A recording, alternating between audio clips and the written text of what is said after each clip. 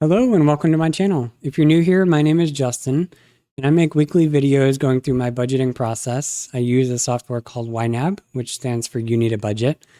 I also utilize a budget software called Monarch Money.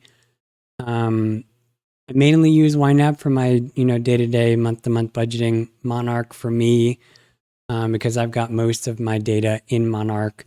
I use it for the macro level analysis of my spending habits. But this video is going to be my 2025 calendar year goals that I want to accomplish in order to propel me forward in my financial journey. So if you're new here, about a year ago, I got really intentional and serious about my finances. I basically had an epiphany and said enough is enough. And at the point I'm at right now, I have gotten my spending under control. I have gotten my cash flow under control, and it's gotten me to a point to where I can now have, not lofty goals, but goals that I think are really achievable, and are going to set me up for more success down the road. So quickly, my 2024 goals that I can remember, I've, full transparency, I've never really written down financial goals before. I've always had them like in my mind mentally, I want to do this, I want to do that. So this year is the first time that I've got them written down, and I've learned that it makes it easier to be accountable and measure those goals. So my goals, from what I can remember going into 2024, were pretty simple. They were spend less than I make, or spend less than I'm bringing in income, which I have done. And then my second goal was to really get intentional about chipping away at my credit card debt. So a year ago, I think I had like 7,000 in credit card debt as like a max. My goal was to just like work really hard to get that paid down. My goal was not to pay it off. Honestly, I didn't think that it was possible to pay off that much in credit card debt. But as you saw in a previous video, I actually did pay off my credit card to both credit cards actually do a zero balance in 2024. So not only did I reach my goal of getting my credit card spending and balance in check, I actually exceeded that goal by paying it all off. Now, like full transparency, in order for me to do that, I not only did I have to Uber a few times, like I didn't really do a whole lot of Ubering, but I definitely did have to Uber a little bit. But the biggest thing I had to do, which I mean, I say I had to do, I didn't have to, but it really kick-started, was liquidating a couple of my older 401ks from previous employers. So that, I mean, it wasn't a lot. It was like maybe $2,000, $2,500, I think, in total. And so, like I said, it wasn't a lot, but it was enough to really kickstart the process of paying down those credit cards. And I think had I not started with that $2,500, lump sum there at the end of 2023, beginning of 2024, I don't think that I would be at a zero balance right now. I would still probably have a couple $1,000. So although, it was retirement money, I was comfortable, and I'm still comfortable and at peace with liquidating those 401ks to kind of pay that down. So yeah, those were my two goals that I can remember that I had going into 2024. 100% success rate is pretty good. I mean, like I said, I only had two goals, but they were pretty big goals, and things that really needed me to be super intentional about what I was doing to accomplish. Moving into 2025, I have 5 goals right now on paper. So I've got 3 more goals than I did before. Like I said, I've got them written down, which is something I haven't really done in the past. But I think each and every one of these is 100% attainable. I don't think that I will leave 2025 with a single one of these not accomplished. And so this video is going to be me going through those, kind of talking about what they are, how I arrived at that amount or that, goal in particular. So one of these goals, and I guess I'll start with this one. So one of these goals actually changed yesterday. So I'm filming this. It's 8:30 at night on Christmas.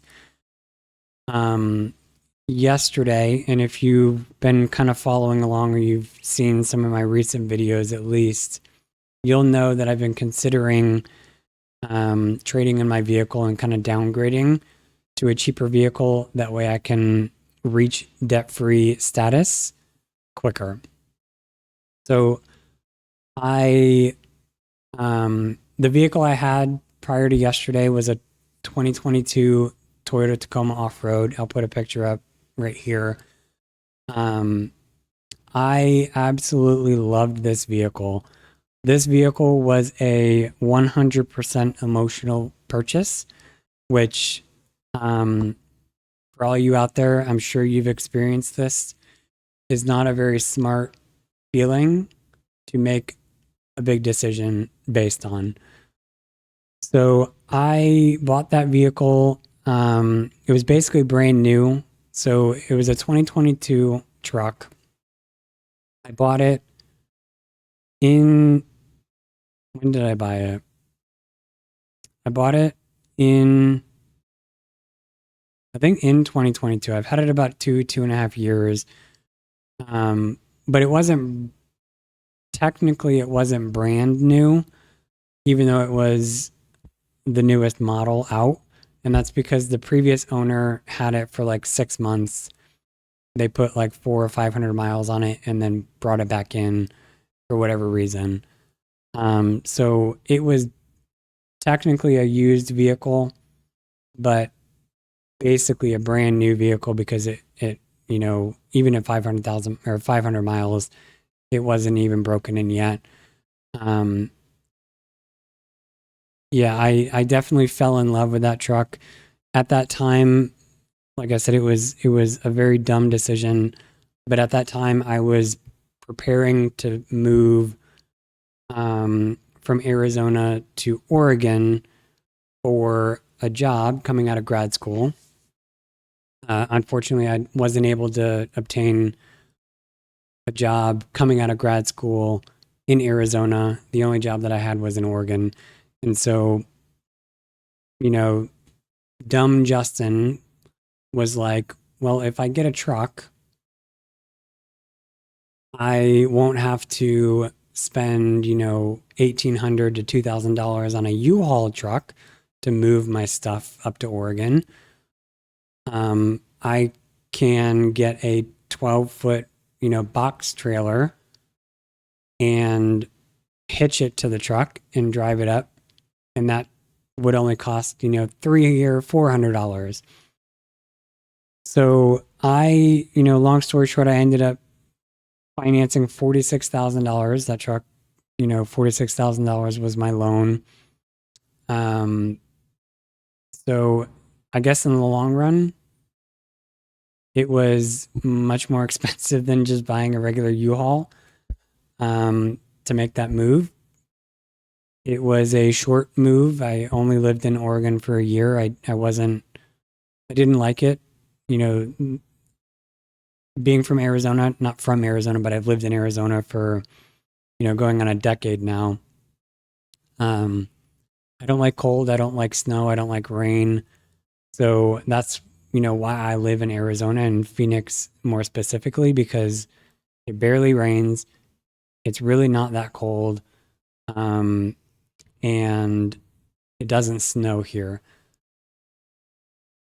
The the decision to get that truck, like I said, was emotional. It was dumb. And 2.5 years later, I, realized that it was going to take me a long time to pay that truck off, and it just wasn't worth it. So I ended up going to, well, for the last couple, weeks, I've been looking into used vehicles, kind of shopping around my area. I was looking for vehicles that were like 4 years and newer, or at least no less than 4 years old. I wanted a brand, like a newer vehicle, and nothing over 50,000 miles. The reason I was doing that is because my goal for this vehicle is to last, 6, 8, maybe 10 years. And a newer vehicle with lower miles has a better chance of doing that than, an older vehicle with a lot more miles. So, originally I was like, I'm just going to trade the vehicle in, get a really cheap car, not have a car payment. But the vehicle prices were really high. And even the cheaper cars had way too many miles for what I was trying to get in terms of life out of a vehicle, or this next vehicle. And I didn't want to trade in the truck to be debt free on a cheap car and have to turn around in a year and figure out how I'm going to pay for another car. So I ended up getting a 2022 Jetta. So it met my, 2020 and newer requirement. It had 50,000 miles. So it met that requirement. It was within a price that I was willing to finance. And going into it, I had a price that I was willing to finance because I knew what the extra money that I was going to be making and could make was going to get me to paying off this amount of money, this particular amount of money, in the next 6 to 12 months. So I was comfortable financing that amount of money that I financed, knowing that in 6 to 12 months, I was gonna have that car paid off. So that leads me to my first goal, which I said changed.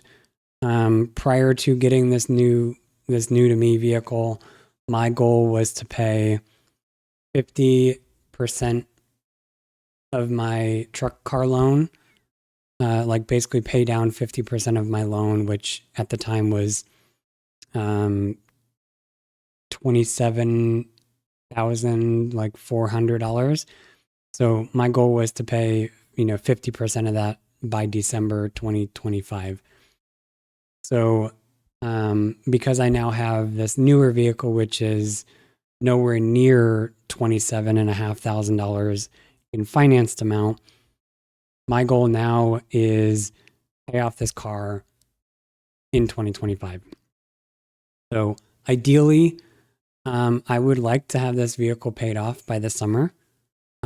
like I said, 6 months. I think it's feasible to pay off this loan in 6 to 8 months, but I'm going to give myself grace and say that I want this car loan paid off by December 31st of 2025.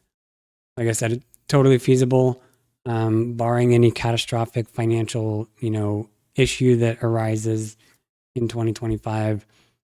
This vehicle, I financed for 72 months. What is that? 6 years.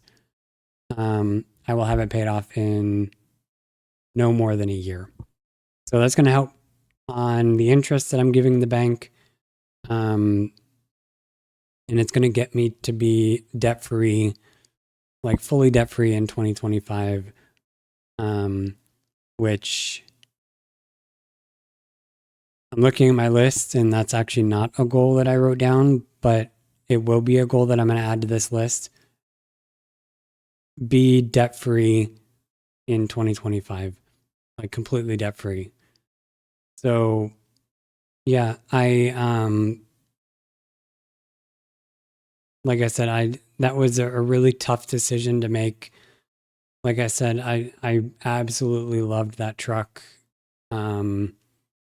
But it was not a smart financial decision. And being an adult, sometimes you make dumb decisions, and the smartest thing you can do is figure out how to rectify it. And rectifying that decision was getting rid of that truck for a downgrade. I really like this Jetta. It's it's a good vehicle. To me, it feels like a luxury car. It's got a moonroof. It's got really nice wheels and tires. It looks pretty sleek.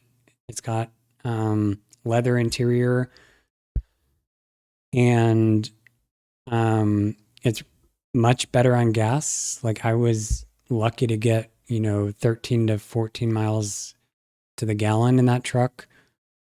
On my way home, bringing it from the dealership, I averaged like 33 miles to the gallon. So yeah, I think this vehicle is going to be much smarter in terms of my budget than the truck. So moving on to my next goal.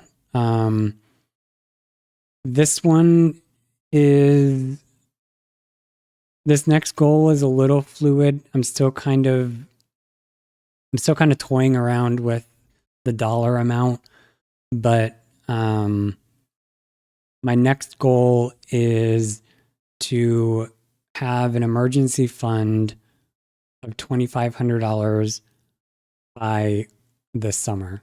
I've got August 1st. I created this goal before I decided to get a new vehicle and kind of shift my goal of paying half of my loan down to, paying all of it down. So that August 1st might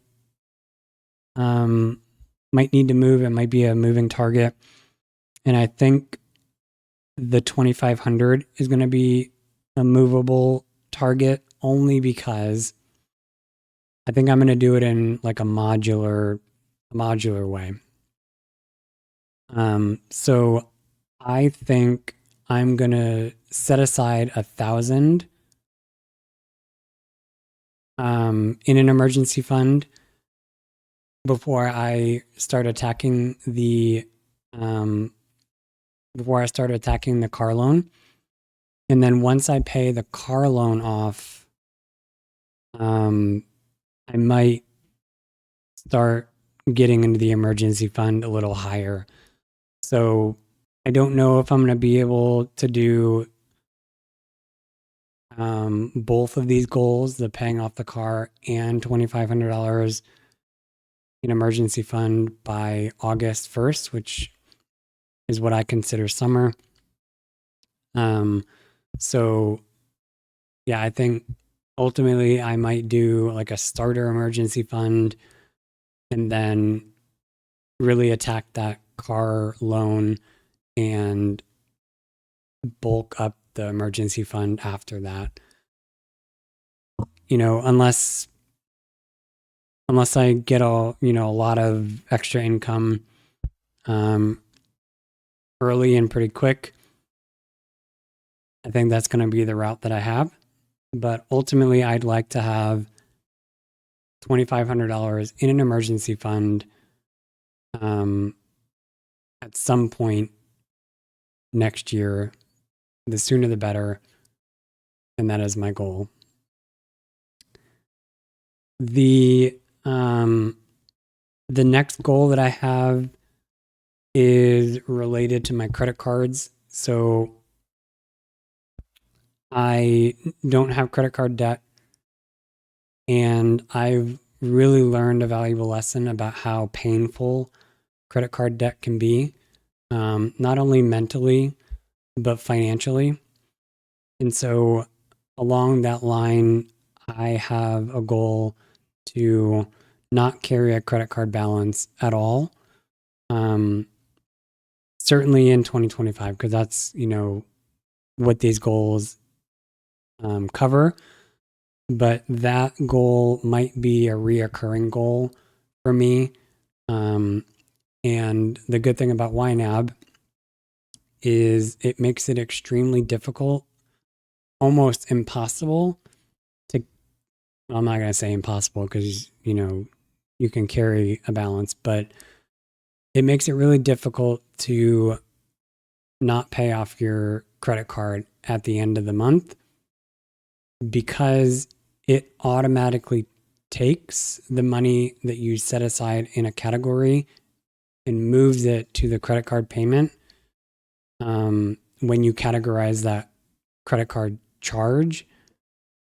You got to put a category onto it. So I think this goal is going to be a really easy goal to kind of maintain. I've certainly learned my lesson, and yeah, so that's going to be a really easy goal to kind of maintain. I did really good with this next goal, this 2024, and certainly around this time of year, it comes into play more so. And that is no surprise routine bills. So in years past, things like car insurance renewal or vehicle registration renewal or, annual subscriptions, even though those things are basically on a set schedule, right? My vehicle registration is always in December. Insurance renewals every 6 months. A lot of the subscriptions that are not monthly are typically annually, and those should not be a surprise. In years past, like I said, I have been really bad about putting off these types of bills. So when December or November comes around, and on my calendar on my phone, I get, a notification, vehicle registration due next month. At that point, I have to scramble to figure out, okay, well, where is this $300 or $400 going to come from? And a month when you're living paycheck to paycheck is not enough time to, scramble to get that money set up. But as you saw in some of my previous videos, I was intentional about setting aside the money for my vehicle registration this year, for my YNAB registration, for my vehicle maintenance, right? I knew these things were coming up, and I prepared in enough time in order to set that money aside.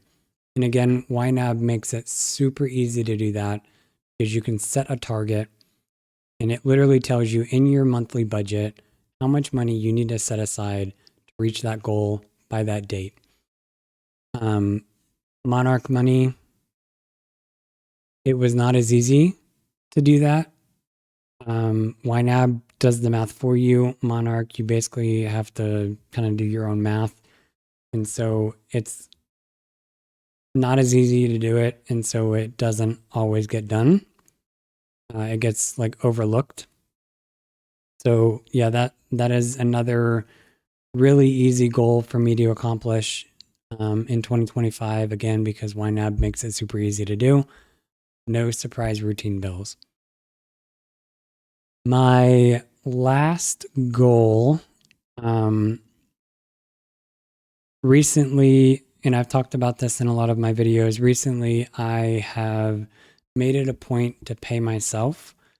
For years, I have neglected myself and doing things that I enjoy, or just things that I haven't done in a while. You know, going to the movies. Actually, today I went and got ice cream. So I have created a goal to make it easier for me to set aside money for myself so that I can go do things that I otherwise haven't been able to do. And so my goal for 2025 is to set aside at least $100 a month in my discretionary account, which my discretionary account is like my fun money. $100 a month. That is completely attainable. I think in December, I think I even put more than that in. Obviously, I was spending a lot as I was putting money in. So, yeah, I mean, it felt good to be able to just go out and do things and not have to worry about how am I going to pay for it. I'm going to have to use my credit card. You know, that was what got me in the situation that I was in with my credit card debt growing. Was I need these things, I want these things, I don't have the money, so I'm just going to swipe my card and deal with it later. Putting aside money in discretionary allows me to not have to do that. And I have reaped the benefits of being happier this month because I've been able to do that.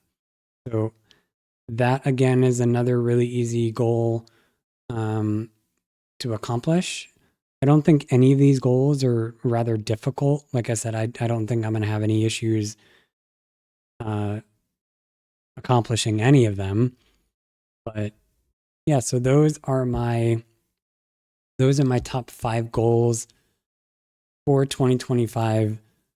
I will keep you guys up to date on my progress. Obviously, we'll talk about it in my videos because a lot of these are going to be money that I'm setting aside.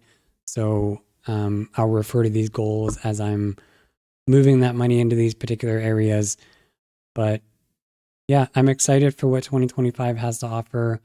2024, in terms of my financial journey, was a really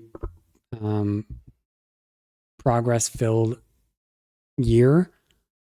I checked off a lot of boxes that I had struggled to kind of accomplish, and 2025 is just going to be another step forward in getting towards, financial independence. So yeah, with that, I'm going to end this video. I'm going to have this video published tomorrow. And then I will be making my regular video on Friday, which I will be allocating my flex supplemental income from this past week.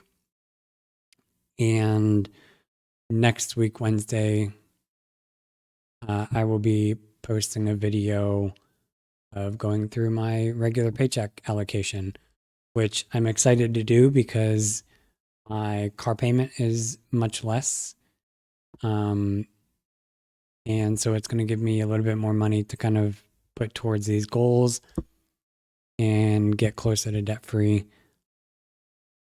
So yeah, I will see you in my next video.